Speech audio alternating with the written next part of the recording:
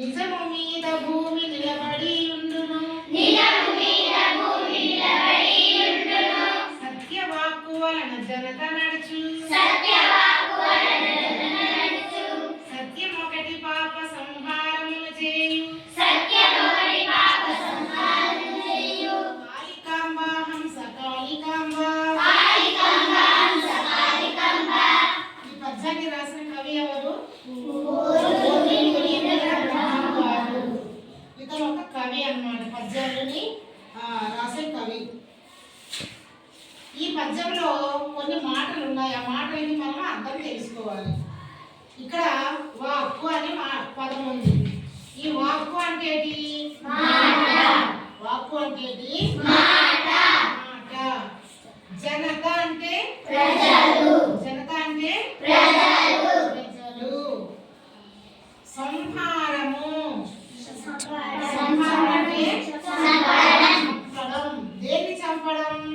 సత్యము అంటే నిజము అబద్ధాన్ని చంపుతుంది అన్నమాట. ఎప్పుడు కూడా మనం సత్యాన్నే మాట్లాడాలి, అబద్ధాలు మాట్లాడకూడదు. అయితే ఈ పద్యానికి భావం చూడండి. నిజం కలకాలం భూమి మీద నిలబడి ఉంటుంది. సత్యవాక్కు వల్లనే జగతి నడుస్తుంది. సత్యాన్ని ఆచరిస్తే పాపాలన్నీ నశించిపోతాయి.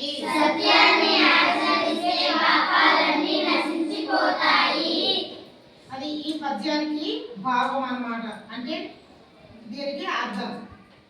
ఈ పద్యాలు చదవడమే, వినడమే, నేర్చుకోవడమే కాకుండా వీటి భావం ఏ విధంగా ఉంటుందో ఈ విధంగా మనం మన జీవితంలో కూడా మనము ఈ విధంగా ఉండాలి. ఎలా ఉండాలి? నిజం అంటే ఎప్పుడు కూడా నిజమే పలకాలి. ఎట్టి పరిస్థితుల్లో కూడా మనము అబద్ధం మాట్లాడకూడదు. తర్వాత సత్యవాక్కు వలన జగతి నడుస్తుంది. సత్యం వల్లనే ప్రపంచము అంటే ప్రజలు, ప్రజలు అంటే ప్రపంచం, ప్రపంచం అంటే ప్రజలు. సత్యవాక్కు వల్లనే నడుస్తుంది. సత్యాన్ని ఆచరిస్తే పాపాలన్నీ కూడా నశించి పోతాయి. ఎప్పుడు కూడా మనం సత్యాన్ని మాట్లాడేమనుకో అబద్ధం అబద్ధంలాగే పోతుంది, సత్యం సత్యంలాగే స్థిరంగా ఉంటుంది. అర్థమైందా?